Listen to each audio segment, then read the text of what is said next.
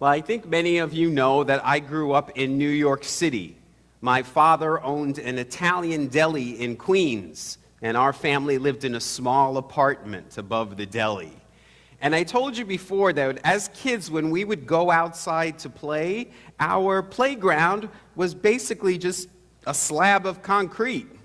So I was a kid who never played in the dirt. I never collected frogs. I never so much as picked up a stick to play with.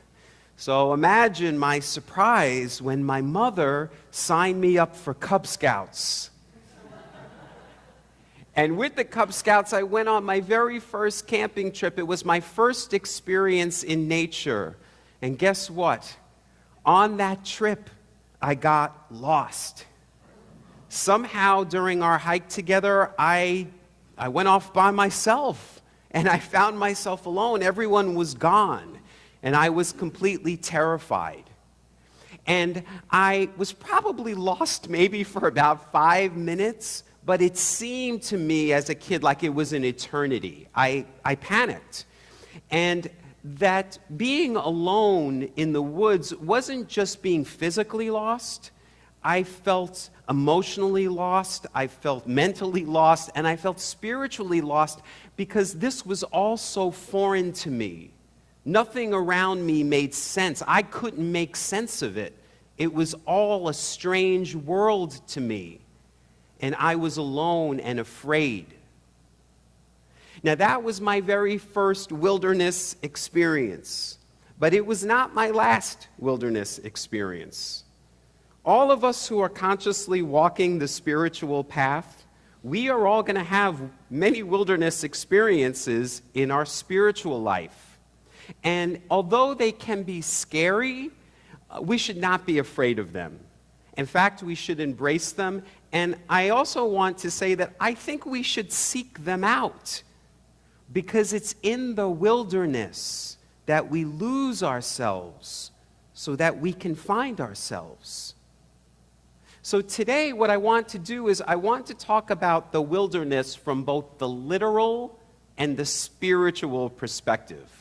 So literally, what does wilderness mean? Well, if you look it up in the dictionary says that wilderness is an area or a region that is uncultivated or uninhabited by humans. It's an area that's undisturbed by human activity. So the wilderness is a place where, for the most part, it remains just as God created it, with very little human presence or human impact. A place that's undisturbed, uncultivated, and uninhabited. Now, sadly, many of those places are now shrinking and disappearing. As Randall mentioned in his excellent words at the top of the service, when our country was founded, almost all of what is now the United States of America was wilderness. Today, only 2% is wilderness. And that has done great damage to us, both spiritually and physically. We know it's done great damage to the ecosystem, which is the sustenance of all of life. And scientists tell us that all of the environmental problems that we're facing right now, things like climate change and the loss of forests, the extinction of plants and animal species, is because of us. It's because of our overuse and abuse of creation's bounty, of God's natural resources. We're the ones to blame. Now, as Randall mentioned, a little over 50 years ago, during the administration of LBJ, the United States government said we need to do something to protect the little wilderness we still have in this country. And so they established what's known as the Wilderness Act, which protects 9 million acres of wilderness in the U.S., which is a wonderful thing. But as you know, earlier this year, our current president instructed his administration to look into some of this land for reduction or elimination, to look into it to see if it can be used for logging or mining or industry. And that is why, again, I am baffled and shocked and perplexed why Christians in America do not seem to care at all about the destruction of God's resources. Because it is in the wilderness where we find God. It is in the wilderness that God speaks, not in a church, not in a book, in the wilderness. It's biblical. It's part of our Judeo-Christian tradition.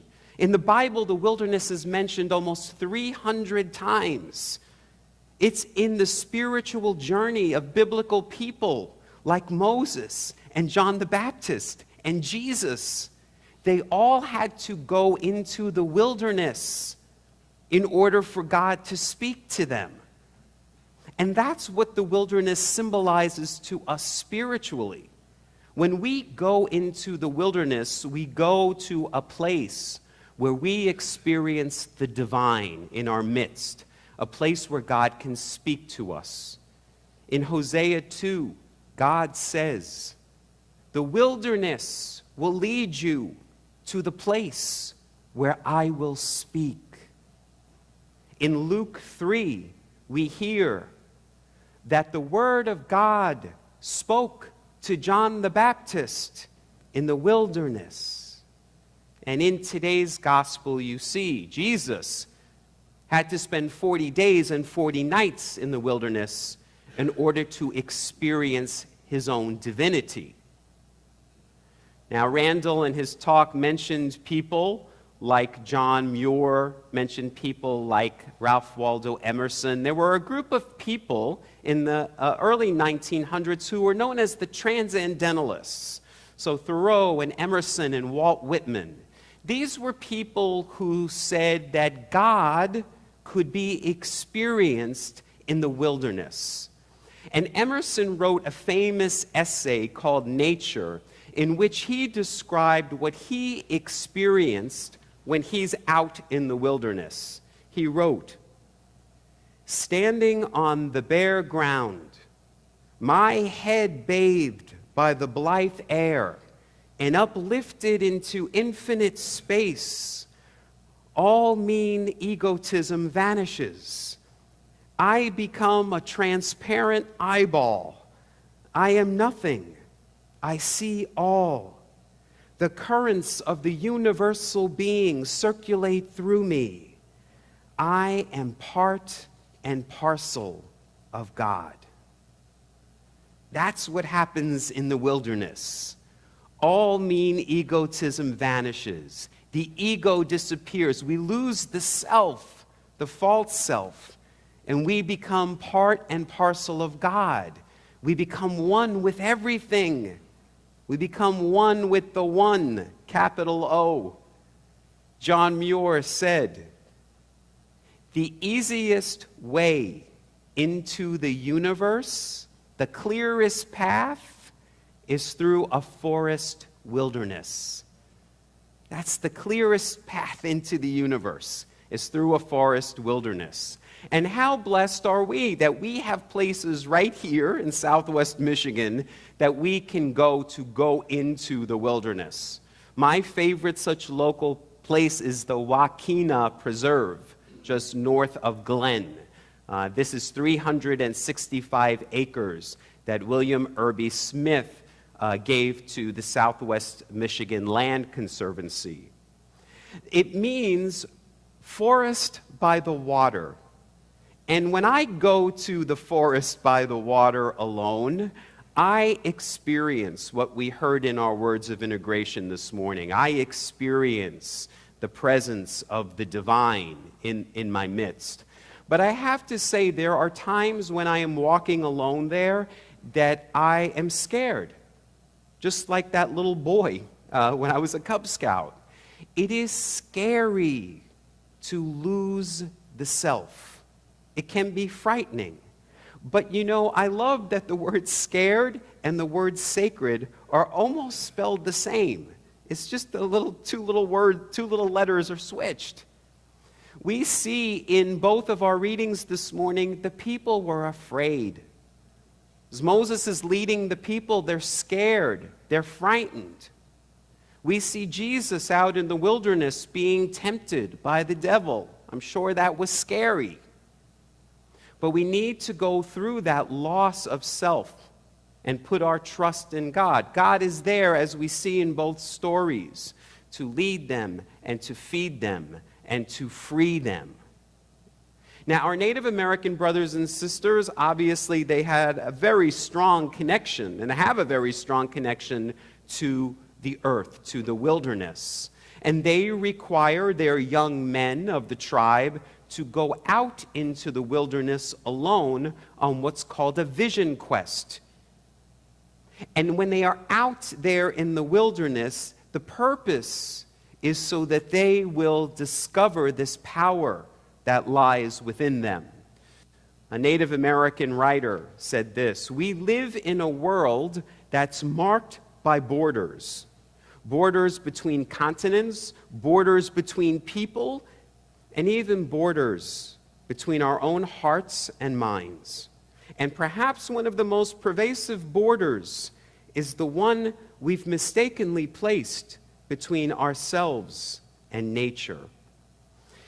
And I'll add that I believe that many of us Christians have placed a border between ourselves and God. And religion has done a lot of that. There's this border between us and God. But we can experience God firsthand in the wilderness. So to enter into the wilderness means that we have to lose what we already know. So for example, some of you, what you may need to lose is dogma or doctrine or limited beliefs or views about God. You need to lose that, to leave that, in order to experience the divine in your midst. We have to go into the great unknown. We have to leave behind what we know in order to experience this and to hear the voice of God. And it can be scary, but it is part of the spiritual journey. Now, Into the Wild is the name of a book that was written by John Krakauer, and it was turned into an Oscar-nominated film of the same name. And it tells the true story of a young man whose name was Christopher McCandless, who, after he graduated with honors from Emory University, decided that he didn't want any of this. And he destroyed all of his credit cards, got rid of all of his ID cards. He sold everything he owned and gave the money to Oxfam. And he went to Denali National Park and Preserve in Alaska all by himself. The purpose was to lose himself so that he could find himself. And he famously says in the book and in the movie, "God's place is everywhere. God is in everything." That's what he discovers, and that's what we discover when we go into the wilderness. Now, you don't have to go to Alaska. You don't have to go on a vision quest. As Randall mentioned so beautifully in his words, we can go into the wilderness anytime we choose through prayer and meditation. Prayer and meditation is entering the wilderness of the soul, that undisturbed, untouched place that Jesus said is within us. We can go there, and it's there that we experience the divine, and it's there that we hear the voice of God. So let us, on this Creation Justice Sunday, go forth and make a commitment that we will find time every day this week to enter into the wilderness. And let us make a commitment to continue to do everything we can to protect these natural places, these natural undisturbed places where God can be experienced firsthand. In the wilderness, we are born again. We lose that false part of ourselves and we discover the divine. In the wilderness, we return again to who we are, to what we are. In the wilderness, we return again to the land of our soul. Namaste.